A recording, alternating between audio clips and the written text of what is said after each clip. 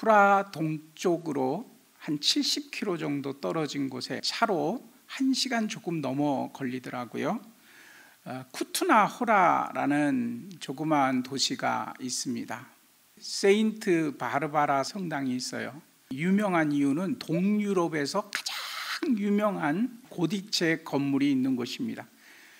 저녁이 되면 이렇게 아름다운 모습으로 조명을 받아서 프라하의 아름다운 전경 못지않게 아주 아름다운 성당입니다. 성당 안에 들어가서 보면 아주 아름다운 유리창들이 이렇게 창문들마다 이렇게 멋진 채색 그림들이 있죠. 그리고 천정도 얼마나 아름답게 구조가 되어 있는지 모릅니다. 저기에 조그마한 그림들이 많이 붙어 있죠. 저건 뭐냐면 당시에 보헤미안 지역, 그 중부 동유럽 지역의 보헤미안 지역의 왕가들 그리고 귀족들 가문을 상징하는 가문의 문장들, 왕가의 문장들 그런 것들을 저렇게 붙여놨어요. 이 성당에 저렇게 많은 가문을 나타내는 문장들이 있지만 조금 떨어진 곳에 아주 조그마한 성당이 하나 있어요. 규모도 조금 전에 봤던 성당보다는 훨씬 더 규모가 작죠. 건축물도 막 화려하고 아름답지 않아요. 이곳에 한 귀족 가문의 문장, 조금 전에 천정에 여러 가문들과 왕가의 문장이 있었던 것처럼 이 성당에는 딱 한 가정의 귀족의 가문의 문장이 있는데 그 문장이 너무너무 아주 특이한 문장입니다. 슈바르첸베르크라는 귀족 가문의 문장인데 원래 문장은 저렇게 생겼어요. 그런데 저 성당 안에는 전 세계 어디에도 없는 아주 특별한 문장이 보관되어 있어서 저도 그것을 보러 저기까지 갔어요. 이 사진입니다. 조금 전에 그림으로 봤던 그 문장이랑 비슷합니까? 이것은 유골 문장입니다. 중세시대에는 거기에 수도원이 있었답니다. 그런데 이 수도원의 원장님이 언젠가 한번 예루살렘 이스라엘 성지 순례를 가게 됐대요. 그곳에서 예수님 십자가에 달리신 골고다 언덕에 올라가다가 그 골고다 언덕에서 주님의 십자가를 깊이 묵상하다가 거기서 흙 한 줌을 이렇게 지어가지고 가지고 왔대요. 수도원 묘지 그 마당에다가 골고다 언덕에서 가져온 흙 한 점을 뿌렸답니다. 주변에 있던 사람들이 수도원 원장님이 성지에 가서 골고다에서 흙을 가져다가 이곳에 뿌렸대. 이곳은 거룩한 성지가 됐어. 그러면서 사람들이 죽으면 이 거룩한 땅에 묻히기를 원해서 이 중세에 세워진 수도원에 많은 귀족들이 묘지를 쓰려고 몰려들었답니다. 이제 그렇게 이제 시간이 좀 지나고 있는데 중세 유럽 지역에 뜻하지 않게 온 인류를 공포에 몰아넣은 전염병이 퍼지기 시작했어요. 우리가 잘 아는 페스트라 불리우르 흑사병입니다. 당시에 그 근처에서 흑사병으로 죽은 3만 명의 시신이 이곳에 묻히게 되었답니다. 물론 가진 것이 많은 귀족들이나 부유층들은 정식으로 수도원에 매장돼서 장례를 치렀지만 대부분의 가난한 사람들은 미처 손을 쓰지 못하고 그 근처에 수도원 근처에 거의 버려지다시피 방치되어 수많은 유골들이 그곳에 쌓이게 되었답니다. 그리고 조금 세월이 지난 다음에 체코의 후수를 중심으로 벌어졌던 신구교 간의 전쟁으로 인하여서 또 한 1만 명 정도가 목숨을 잃고 이곳에 묻히게 되는 그런 일들이 있었답니다. 그리고 시간이 지나 이 수도원이 다 폐쇄돼 버리고 슈바르첸베르크 가문이 이 땅 주변을 소유하게 됐어요. 그리고는 그 가문에서 이곳에 멋진 성을 지으려고 계획을 하면서 보니까 여기에 너무나 많은 유골들이 이렇게 쌓여 있는 것을 보고 그것들을 다 이렇게 정리를 해서 그곳에 성당을 세우게 된 것입니다. 이게 그 유골로 만든 가문의 문장인데요. 강단에 있는 십자가도 사람의 유골로 만들어져 있고요. 강대상 바로 앞에 있는 쌍들리에도 사람의 유골 만들어져 있어요. 수많은 해골과 유골들로 벽면들이 다 저렇게 되어 있어요. 앞에서 말씀드렸듯이 흑사병으로 죽은 3만 명과 전쟁으로 죽은 10,000명의 유골, 그것만 해도 4만인데 그 앞뒤에 묻힌 사람들까지 해서 어림잡아 4만에서 한 7만 정도 사람의 유골들로 만들어져 있는 성당입니다. 저는 저곳에서 오늘 본문 말씀에 나오는 에스겔 37장에 나오는 마른 뼈, 해골 골짜기, 그 장면이 생각이 났습니다. 골짜기 가운데 뼈가 가득하더라. 그 골짜기 지면에 뼈가 심이 많고 아주 말랐더라. 어느 날 여호와의 권능이 임하여서 에스겔을 하나님께서 인도하여 한 골짜기로 데려가셨다는 거예요. 근데 그 골짜기에 가서 보니까 저기 표현된 것처럼 뼈가 가득하였다. 그리고 그 골짜기 지면에 뼈가 심이 많았는데 이 뼈들이 아주 말랐더라. 하나님께서 에스겔에게 이렇게 질문하십니다. 인자야, 이 뼈들이 능히 살겠느냐? 주께서 하십니다. 주께서 하십니다. 안 됩니다도 아니고 될 겁니다도 아니고 주께서 하십니다. 이 말은 무슨 말입니까? 하나님께서 하시면 하실 수 있는 것 저는 믿습니다. 그 고백이겠죠. 주께서 하십니다. 그랬더니 여호와께서 그 뼈들을 향해서 명령하십니다. 생기를 불어넣으셨습니다. 그렇게 말라있던 수많은 마른 뼈들이 생기를 얻어 움직이고 또 살이 돋고 그래서 큰 군대가 되었다. 에스겔 37장 11절에 이렇게 말합니다. 이 뼈들은 이스라엘 족속이라. 하나님의 백성들이라는 거예요. 하나님의 백성들이라. 그들이 이르기를 우리의 뼈들이 말랐고 우리의 소망은 없어졌으니 우리는 다 멸절되었다 하느니라. 하나님의 백성들의 상태가 이렇다는 거예요. 에스겔 골짜기에 오래되고 방치되어 있어 마른 뼈들처럼 이미 수많이 쌓인 그 해골들과 뼈들이 다 말라 생기가 없고, 그런데 그와 같은 상태임을 하나님의 백성들을 향해서 하나님께서 선포하고 있는 것입니다. 스스로가 그렇게 고백하는 거예요. 우리는 다 말랐습니다. 그 마른 뼈들을 그들은 이렇게 설명합니다. 우리에게 소망이 없습니다. 죽음이라는 게 무엇입니까? 죽음은 곧 소망이 없다는 것입니다. 소망이 없는 것은 곧 멸절이고 죽음입니다. 이 표현들 잘 보세요. 우리의 뼈들이 말랐고 우리의 소망이 없어졌으니 우리는 다 멸절되었습니다. 소망이 없다, 바로 이것입니다. 소망이 없다. 그런데 이 말씀은 하나님께서 에스겔 골짜기의 환상을 에스겔에게 보여주시고 이 말씀을 선포하시는 이유는 소망이 없다라고 고백하는 하나님의 백성들에게 하나님께서 들려주고 싶은 말씀이 있는 거예요. 마른 뼈들을 향해서 생명을 부어 넣어 주셨던 하나님께서 소망이 없는 이스라엘 백성들에게 이렇게 선포하십니다. 무덤을 열고 거기서 나오라. 그리고 이스라엘 땅으로 들어가라. 무덤을 열고 거기서 나와 약속의 땅으로 들어가라 하고 하나님께서 명령하신다는 것입니다. 무덤을 열고 거기서 나오게 하라. 이 표현처럼 예수님께서는 죽은 나사로 나흘이나 지나 썩은 냄새가 나고 시체 냄새가 나는 그 무덤 앞에서 나사로야 나오너라 라고 부르셨습니다. 죽어도 사는 영생의 축복, 부활을 선포하신 것을 우리는 잘 압니다. 오늘 우리들의 시대는 어떻습니까? 부활의 아침을 맞습니다마는 우리가 함께 어울려 부활의 아침을 노래하고 춤추며 감격하고 예수 부활하셨다 외치는 것이 너무나 좀 두려운 부활절을 맞고 있어요.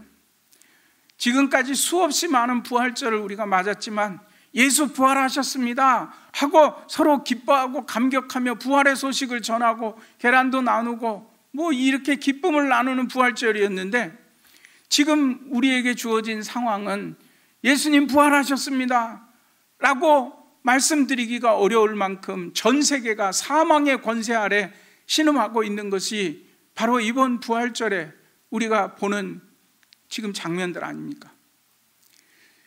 얼마 전에 뉴스에서 봤던 한 장면입니다. 이탈리아 주세페 성당이라는 곳입니다. 아마 이런 사태가 벌어지지 않았으면 저 성당도 가서 보면 참 아름다운 성전 중에 하나일 것입니다. 뭐 어떻게 꾸며졌는지 제가 저 성당에 가보지 않아서 잘 모르겠습니다만 그 성당에 있는 신도들이 앉는 좌석들을 다 치우고 거기에 시신을 담은 관들이 쭉 놓여 있습니다. 너무 시신들이 많이 와서 장례를 치를 수가 없어서 어찌할 수 없어 그냥 성당 안에 방치되어 있는 저 관들, 그 앞에서 신부님이 이 안타까운 모습으로 저것을 보고 있는 저게 오늘 우리들의 삶의 모습 아닙니까? 또 이런 소식도 접합니다. 사망자가 너무 많이 속출해가지고 영안실에 보관할 수가 없어서 아이스링크에 영안실로 삼고, 어제 뉴스를 들으니까 미국에서는 어제 하루만, 부활절 전날인 어제 하루만 2,000명이 코로나로 사망했다는, 하루에 2,000명이 뉴욕 근처에 있는 사람들이 사망했다는 이야기를 듣습니다. 처리를 할 수가 없어서 그냥 깊은 이렇게 그 땅을 파고 그곳에 막 포크레인들 같은 거 가져다가 관들을 막 쭉 늘어놓는 장면들을 뉴스에서 여러분들이 보셨을 것입니다. 부활의 소망을 맞는 아침이라고서 여러분 생각되십니까? 이스라엘 백성들이 외쳤던 것처럼 우리에게는 소망이 없다, 전 세계가 소망이 없다고 안타깝게 고통하고 있는 신음소리가 들립니다. 그러나 이렇게 절망하고 있는 우리를 향해서 주님께서는 골고다 언덕의 십자가의 권능과 능력으로 부활의 소식을 우리에게 전해주신 것입니다. 이 장면 여러분들이 많이 본 장면이죠. 대구의 확진자가 갑자기 많이 늘어서 전국에서 의료진들이 다 희생하고 봉사하는 마음으로 달려가 그냥 밤낮 없이 사투를 벌리며 환자들을 돌보고, 지쳐 의자 벤치에 앉아있는 한 의료진의 사진이 전 국민의 마음에 큰 감동을 줬어요. 그 간호사들이 이마에 얼굴에 이게 반창고를 붙이고 보호대를 차고 목숨을 걸고 환자들을 돌보는 장면들을 우리는 보았습니다.